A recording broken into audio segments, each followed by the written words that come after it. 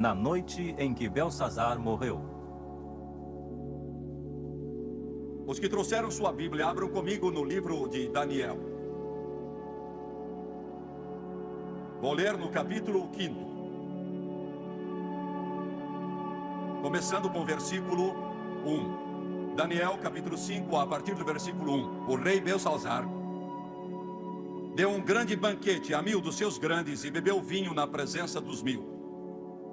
Havendo Belsazar provado o vinho, mandou trazer os vasos de ouro e de prata que Nabucodonosor, seu pai, tinha tirado do templo que estava em Jerusalém, para que bebessem com eles o rei e seus grandes e suas mulheres e concubinas. Então trouxeram os vasos de ouro que foram tirados do templo da casa de Deus que estava em Jerusalém, e beberam neles o rei, os seus grandes e suas mulheres e concubinas. Beberam o vinho e deram louvores aos deuses de ouro, de prata, de cobre, de ferro, de madeira e de pedra. Na mesma hora apareceram os dedos de mão de homem, e escreviam defronte do castiçal, na estucada parede do palácio real. E o rei via a parte da mão que estava escrevendo. Então se mudou o semblante do rei, e os seus pensamentos o turbaram, as juntas dos seus lombos se relaxaram, e os seus joelhos bateram um no outro. No versículo 30 se lê: naquela mesma noite foi morto Belsazar, rei dos caldeus. O tema da minha pregação hoje é este: a noite em que Belsazar morreu. O assunto que pretendo apresentar-lhes hoje é algo que não me agrada e eu não quero nem desejo. Como ministro do Evangelho e evangelista, eu preferiria antes dizer palavras suaves, que soassem bem. Mas às vezes me cabe, e parece que tem sido assim ultimamente, dizer aquilo que eu não desejo dizer. Eu tenho me angustiado, tenho buscado a Deus muito. Tenho sentido o peso esmagador e o fardo daquilo que devo dizer, que é bastante difícil de eu carregar.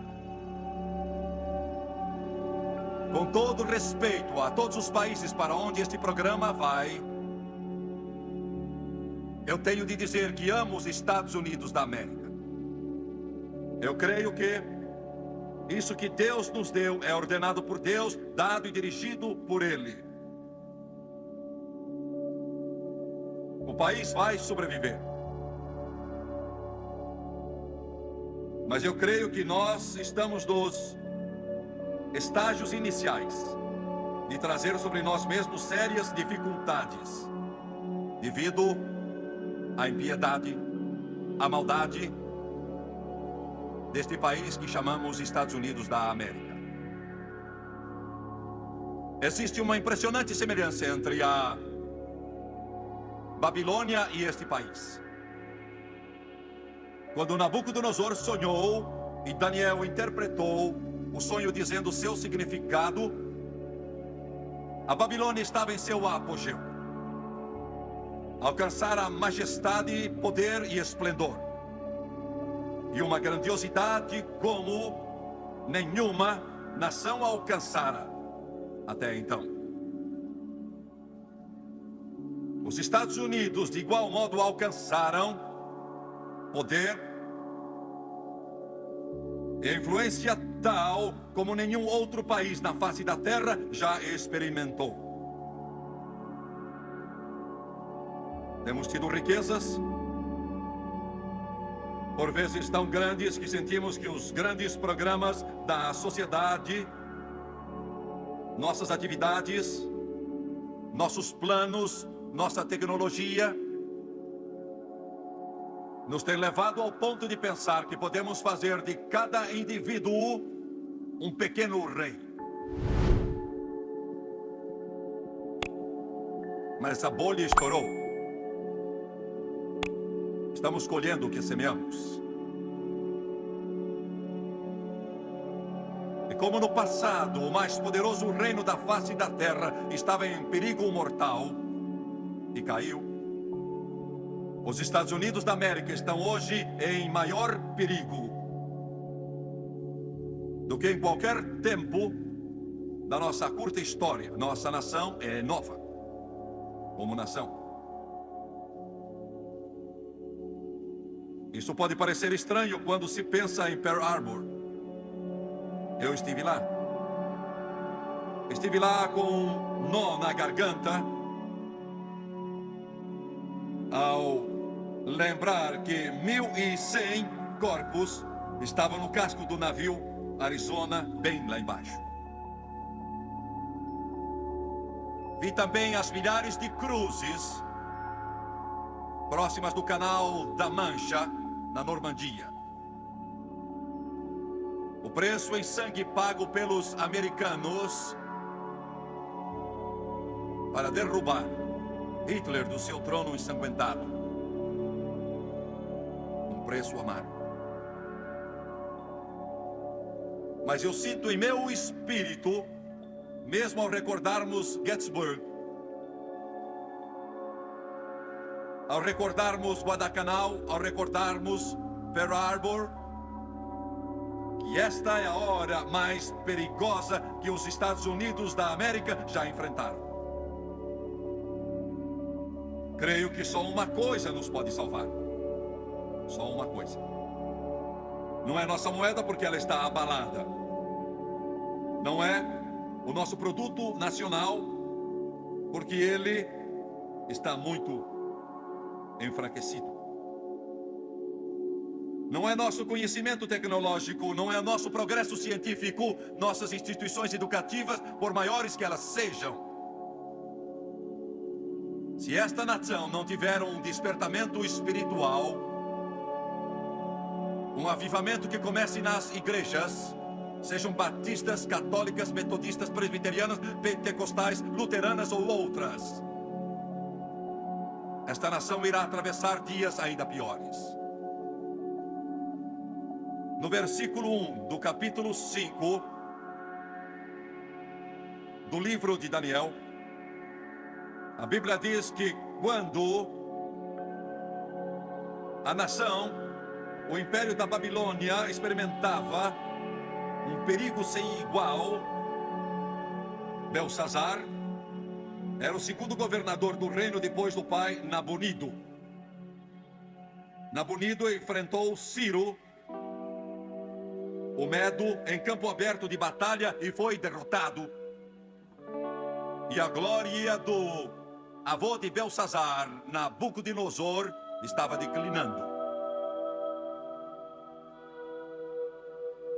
Todavia, esse império, Babilônia, era pomposo em seu orgulho e na arrogância que demonstrava enquanto o perigo o cercava e o Estado estava prestes a cair. A América está brincando hoje.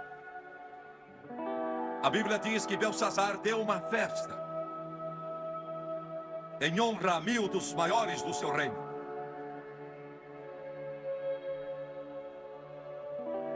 Nos Estados Unidos da América, nesta hora, o maior e mais rendoso negócio é o negócio da diversão.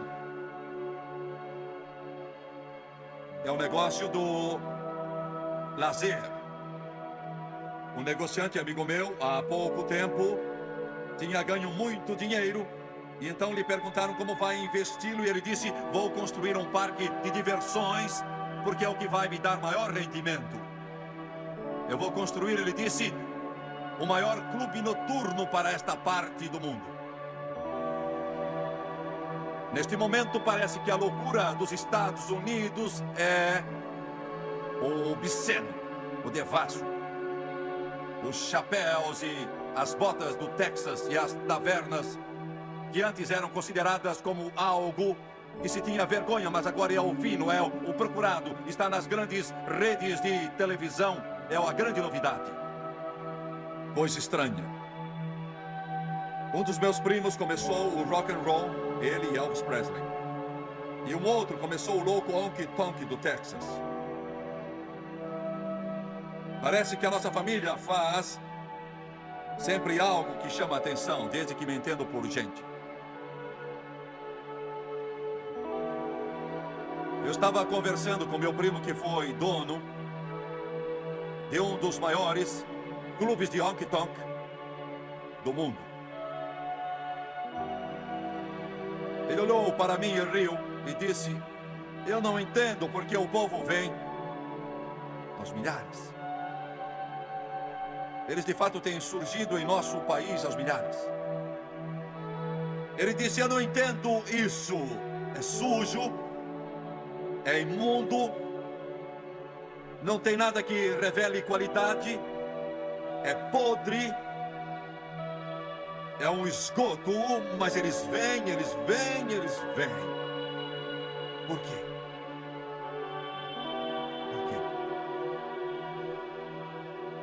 Porque a moral desta nação desceu a um nível tal como nunca vimos antes como nação. Desceu até ao ponto, eu sei que estou apresentando uma nota negativa, mas eu só digo aquilo que eu creio que Deus me deu.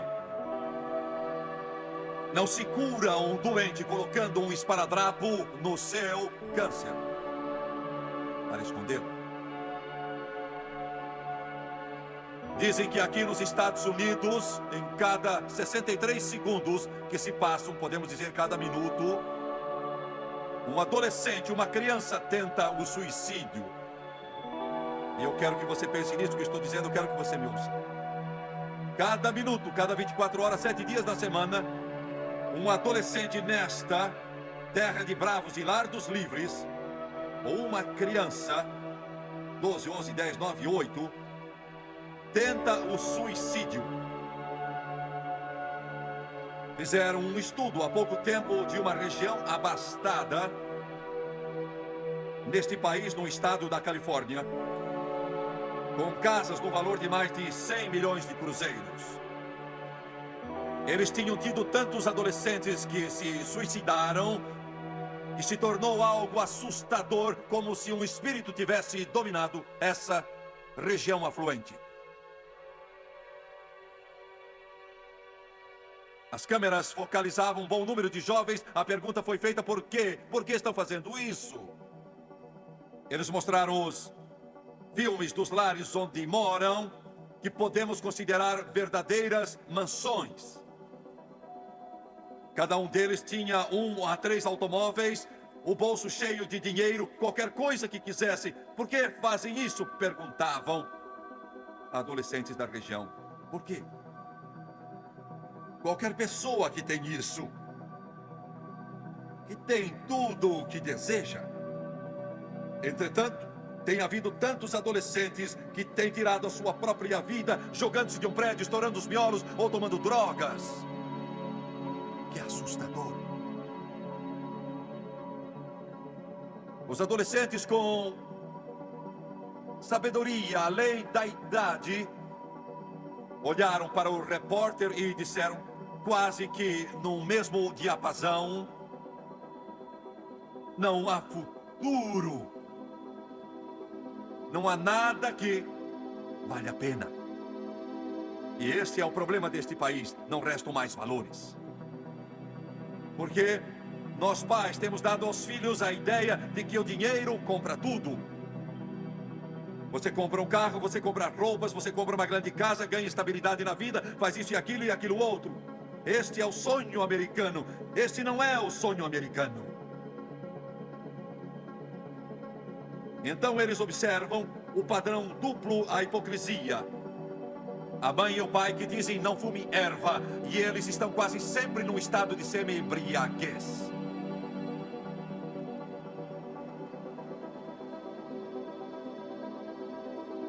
Não faço o que eu faço, mas faço o que eu mando.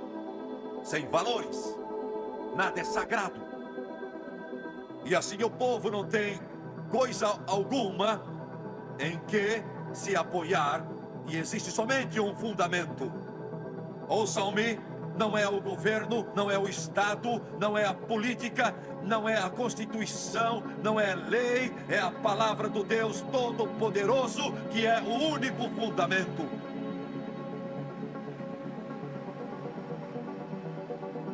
E quando não há fundamento, não há valores. Uma das razões pela qual as drogas se tornam tão horríveis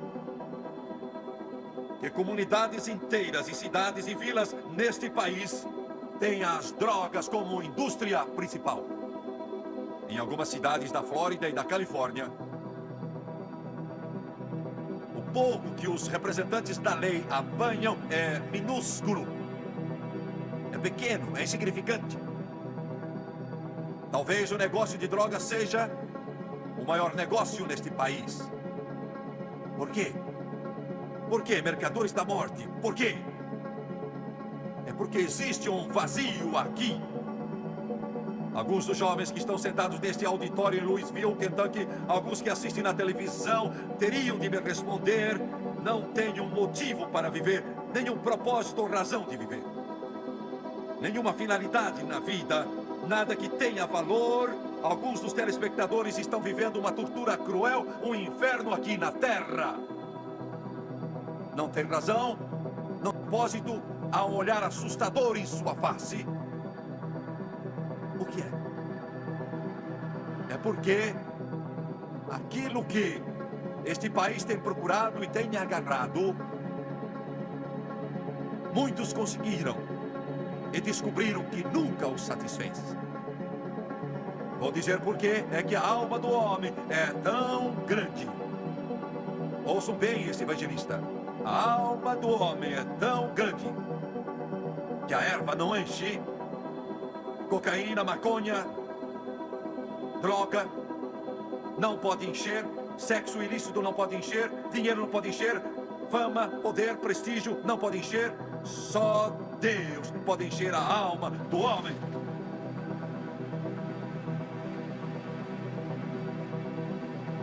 Mas a América está brincando.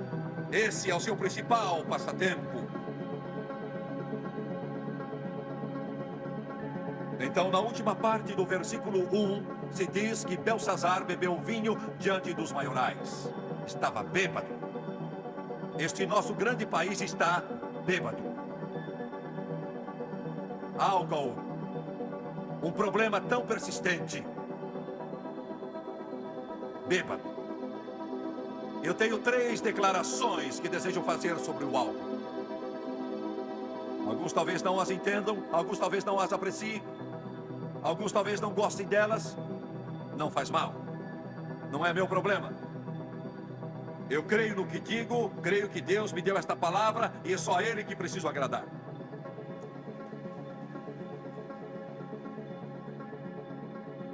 Falo agora a vocês que não conhecem a Deus. Alguns assentados na sala de estar, alguns sentados no gabinete, alguns sentados no quarto de hotel agora. São bêbados. Estão dominados pela bebida. Sei que isso se chama alcoolismo, é chamado de doença, mas está bêbado. Está tonto. Está magoado. Sua vida é um amontoado de frustração e confusão e desapontamento, e você não pode continuar a vida sem a sua bebida. E você se afunda mais e mais. A esposa não aguenta esperar a saída do marido para apanhar a garrafa que está bem escondida. As jovens, crianças que não podem parar de beber. Milhões que não podem enfrentar um novo dia sem a bebida. 1 em cada 10 carros que você encontra nas estradas americanas é dirigido por uma pessoa alcoolizada. Pense um pouco no que digo. Você está sentado aí, está ouvindo este pregador. Está olhando. Você se encolhe porque sabe o que eu vou dizer ou pensa que sabe o que eu vou dizer. Se por acaso você está ouvindo esta mensagem em espanhol, ou talvez em português, ou em japonês, ou em outra língua qualquer, você fica aflito. E lá no mais íntimo do seu coração, você sabe o que eu vou dizer está certo. Você se odeia. Odeia a si mesmo. E eu vou surpreendê-lo. Para vocês que não conhecem a Deus, que não são salvos pelo sangue de Jesus, eu não tenho nenhuma palavra de condenação para vocês. Eu não censuro vocês. Eu não critico vocês. Não falo a você com aspereza, porque eu ouço as palavras do Mestre, quando disse: eu não vim para condenar, mas para salvar. Aleluia.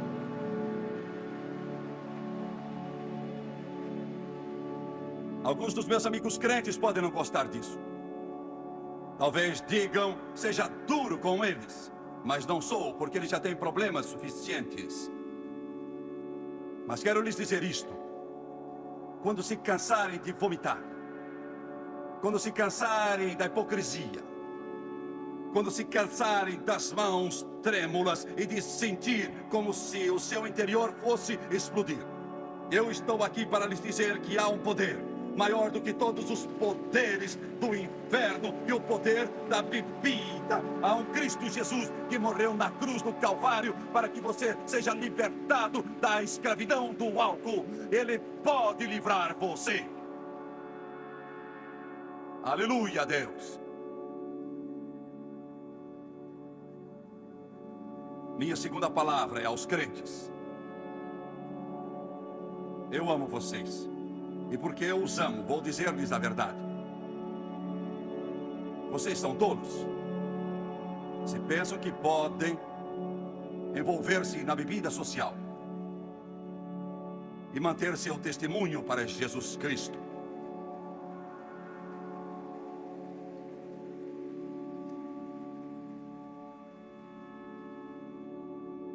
Não importa o que você pensa, vou dizer a verdade. O álcool tem arruinado mais lares, cavado mais túmulos, destruído mais corpos, infelicitado mais filhos, desfeito mais sonhos, ferido mais corações, arruinado mais nações, trazido mais inferno que qualquer outra coisa aqui neste mundo. Eu não condeno esse pobre pecador que está lutando e não sabe o que está fazendo e não pode deixar o que está fazendo. Ele vai para o inferno. Não o condeno. Simplesmente lhe digo, há um Cristo que pode libertar você. Mas vocês que são crentes, que professam o nome de Jesus Cristo, que sustentam o seu nome e as palavras deste livro, minha Bíblia diz que os bêbados não herdarão o reino de Deus. E você deve envergonhar-se por permitir que o seu testemunho se enfraqueça e seja gastado para o pó e lama por aquilo que é a maior personificação do inferno que Satanás já inventou. Você diz: você é duro, pregador. Eu vou procurar uma igreja que me deixe beber. Faça isso. E o grupo terá mais um fraco, junto com aqueles que já caíram nesse vício.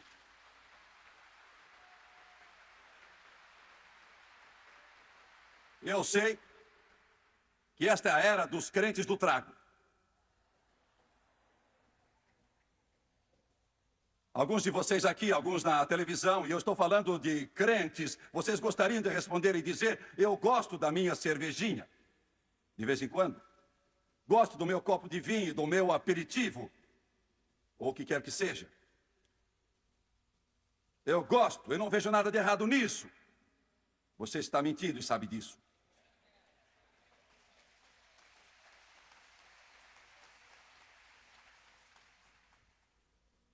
Você tem o dever de ser um exemplo de retidão. Você tem o dever de exaltar o maior nome que a humanidade jamais conheceu: Jesus Cristo. Jesus Cristo. Sua vida deve ser um exemplo de retidão. E a minha Bíblia diz que não vos embriagueis com vinho em que há contenda, mas enchei-vos do Espírito Santo. Aleluia! Aleluia! Glória a Deus. Minha terceira palavra, o problema que arruinou a Babilônia, está arruinando os Estados Unidos, o álcool, e é dirigido aos pastores. Pastor, não importa em quantos seminários você se formou, nem quantos cursos você tenha feito, sabe? Você se levanta no púlpito e diz ao povo que beber socialmente está certo, ou talvez você não faça isso. Talvez você nunca tenha permitido que essas palavras saíssem da sua boca, caro colega.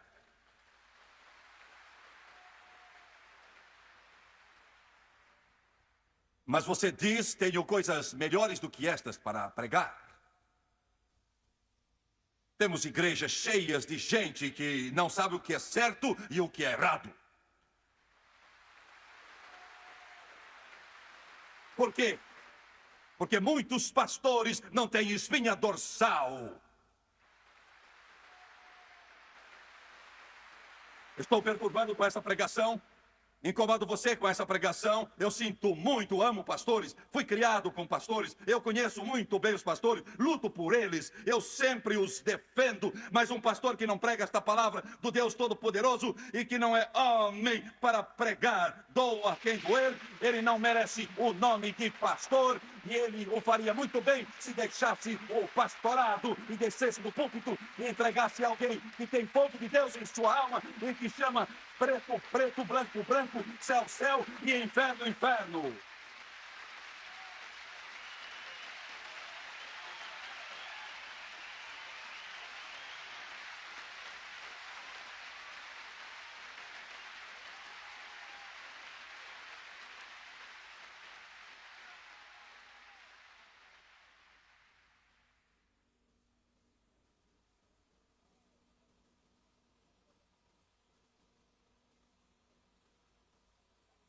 Lobos com pele de ovelha.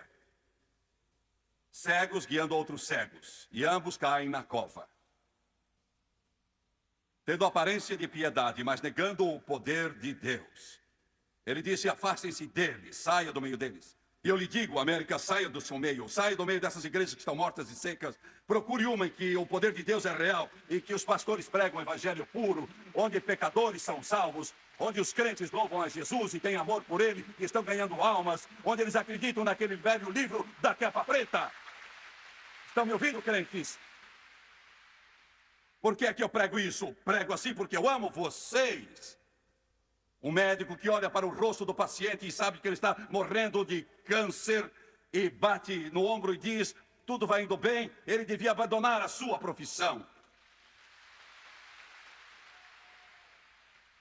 Eu sou vigia da sua alma. Meu Deus! Estes pastores, muitos deles choram, soluçam, clamam. O fardo que levam pode parecer fascinante. Você pode pensar que a câmera de televisão é deslumbrante e é tudo muito sofisticado. Você não sabe. Você não sabe a carga. Você não sabe as horas de agonia, não sabe das lágrimas quentes. Você não sabe. As igrejas desses pastores foram construídas com lágrimas.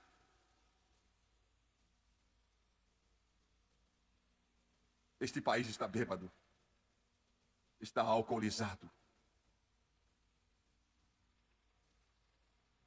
No segundo e terceiro versículos,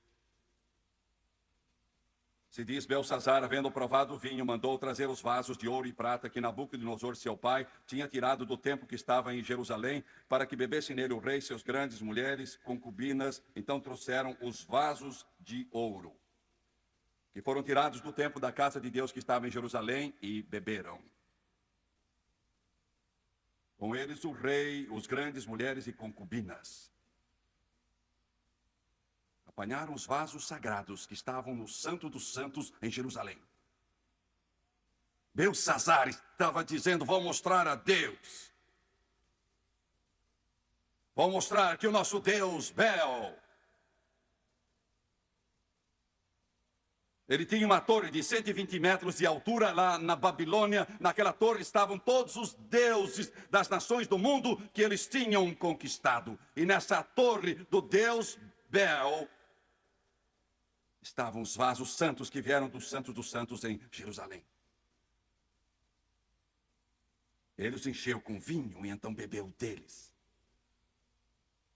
Não há mais respeito a Deus nos Estados Unidos. Há pouco apareceu uma canção chamada Papai Grande e Pequeno Fantasma. Era a respeito de Deus, o Pai, do Espírito Santo. Papai Grande e Pequeno Fantasma. Jesus era chamado bastardo.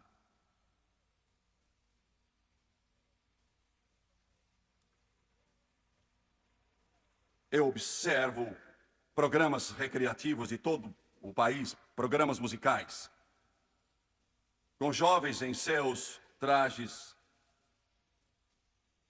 sumários, gingando o corpo enquanto a música toca. E estão cantando música cristã. Blasfêmia. Como Belsazar blasfemou contra Deus. Os Estados Unidos da América estão blasfemando de Deus. Agora ouçam-me. Eu creio de todo o coração que uma das razões pelas quais essa recessão econômica veio, e enquanto eu trago a mensagem aqui em Louisville, Kentucky, o índice de desemprego chega a 9% e alguns economistas dizem que vai além de 10%. O mais alto desde a depressão dos anos 30. A causa pode ser irresponsabilidade econômica, podem ser erros da política do passado, e isso bem pode ser uma das razões. Mas eu creio de todo o meu coração que este pequeno problema que enfrentamos, que é grande para muitos, é porque esta nação, que conhece as bênçãos de Deus como nenhuma outra, e Deus é nossa esperança, tem blasfemado o nome de Deus, a não ser que tenhamos um despertamento, isso vai ficar pior.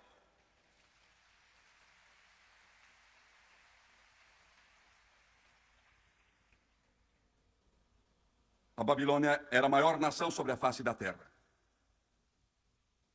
A cidade tinha 80 quilômetros quadrados. Os muros em volta da cidade tinham 120 metros. 7 carruagens podiam correr lado a lado nos muros.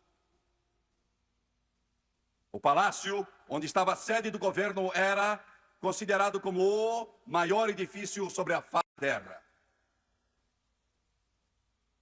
Era deveras suntuoso.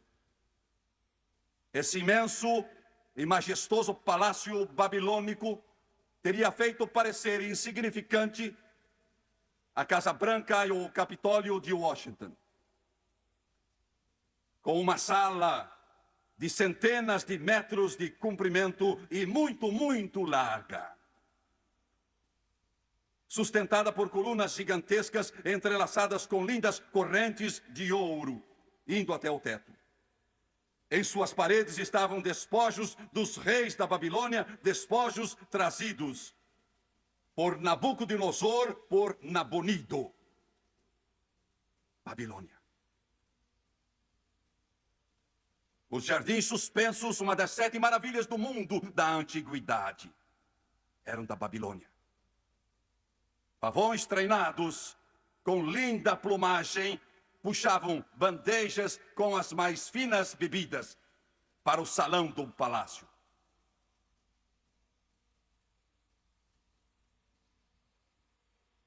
Naquela noite, os exércitos dos medos e persas,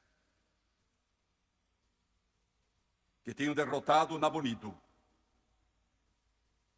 chegaram às portas da Babilônia. Belsazar estava bêbado. Ele desdenhou do mundo, tinha mantimento suficiente para 5 anos. Ninguém poderia derrotá-lo. E Belsazar estava bêbado.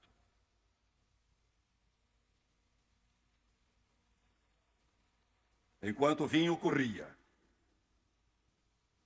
e os vasos sagrados eram erguidos em honra ao deus Bel, e eles adoravam os deuses de ouro, de prata, madeira e pedra.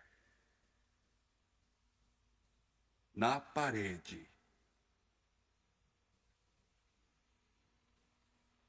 as escrituras sagradas dizem que, devagar, os dedos de uma mão humana começaram a sair da parede. Devagar, muito devagar. Literalmente saindo do reboco. Mãos enormes. Os homens olharam e começaram a tremer. As mulheres gritaram e então houve silêncio.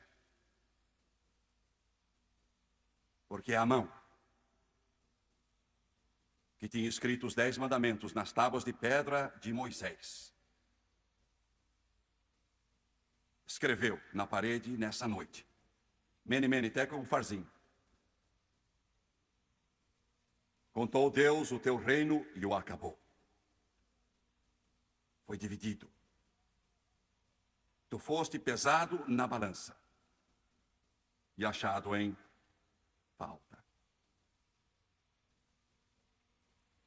A Bíblia diz que nessa noite, Belsazar, o rei dos caldeus, morreu. Seus joelhos, antes dele morrer, bateram um no outro.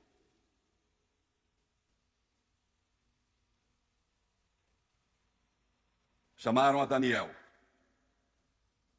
para ler a escrita na parede. Eu receio que a escrita esteja na parede dos Estados Unidos da América.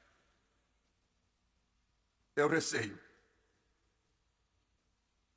Naquela noite, os medos e os persas desviaram o curso do rio em outro sentido. E vieram e entraram pelos portões abertos. E tomaram a cidade. 2 homens apunhalaram Belsazar e ele morreu.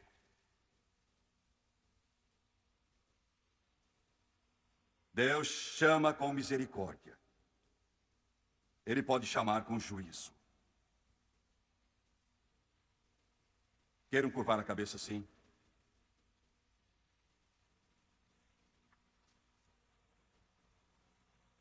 Pai Celestial, eu oro pelo nosso país, oro pelos nossos líderes, oro pelo nosso povo. Oh Deus,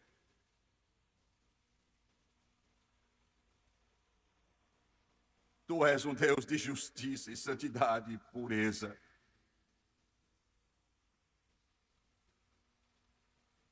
Oh Deus, de misericórdia e graça. Ajuda-nos, ajuda-nos. Ajuda-nos em nossa fraqueza, em nosso pecado, em nossa miséria, ajuda-nos.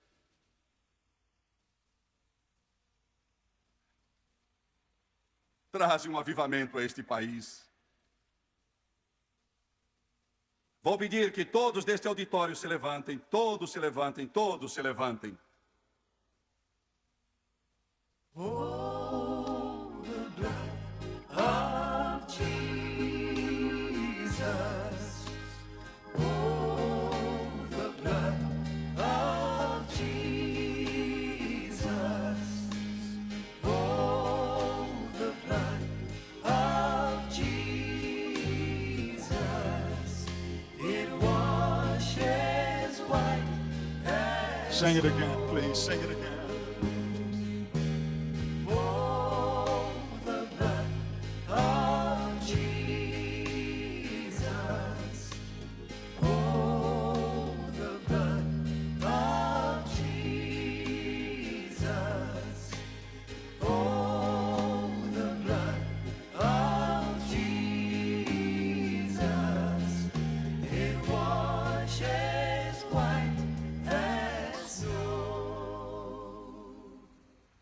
Peço que olhem para Jimmy Swaggart, por favor, um momento. Quero que olhem para mim. Desejo que me deem o máximo de sua atenção. Vou pedir que façam o maior silêncio possível. Vocês, telespectadores, eu creio que o mesmo Espírito que está operando aqui, em Louisville, Kentucky, hoje, seja qual for a hora que esteja assistindo, manhã, tarde ou noite, Deus está com você. Seja aí no Brasil, na África, nas Filipinas, América Central, Canadá, seja onde for. Ele ama você. Ele quer entrar em seu coração e em sua vida. E Ele fará isso agora mesmo, se você abrir o seu coração a Ele. Agora eu vou dizer uma coisa, e ouça com atenção, porque são as palavras mais importantes que você já ouviu.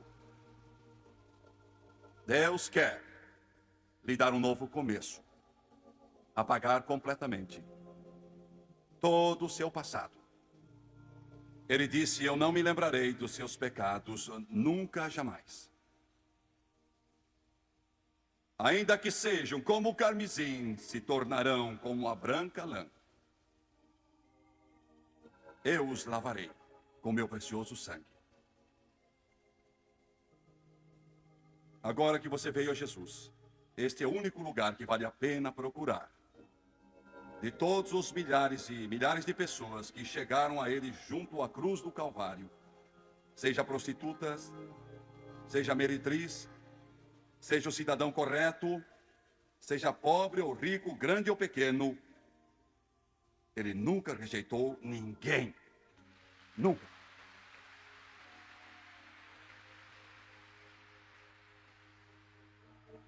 E Jesus nunca rejeitou ninguém.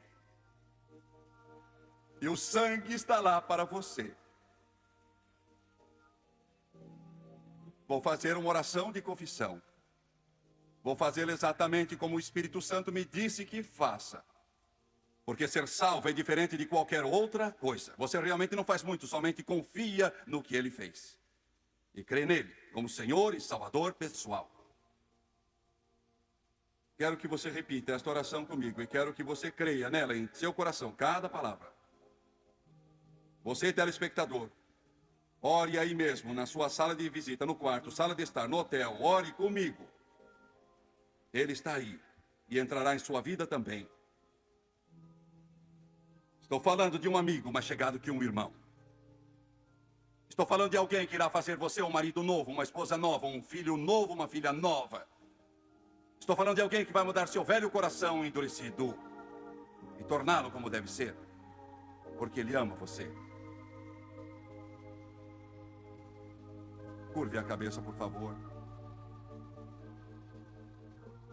Charlie está tocando o belo hino, tal qual eu estou, me chego a ti. E eu sinto a presença de Deus. Agora eu quero que você ore comigo e creia, e vamos orar agora. Amado Pai Celestial, venho a Ti em nome de Jesus, arrependido dos pecados e do modo que tenho vivido. Quero o Teu caminho. Estou cansado do velho caminho, de rebelião, de maldade e iniquidade. Estou cansado dele.